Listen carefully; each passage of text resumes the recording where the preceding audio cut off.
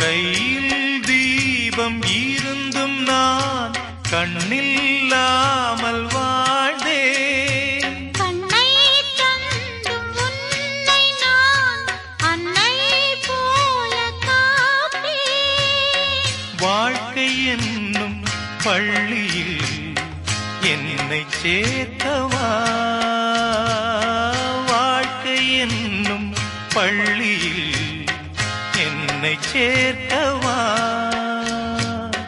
விழிகள் ரெண்டும் பள்ளிக்கூடம் தொடங்கு கண்ணா புதிய பாடம். மடியில் சாய்ந்து படிக்க வேண்டும்.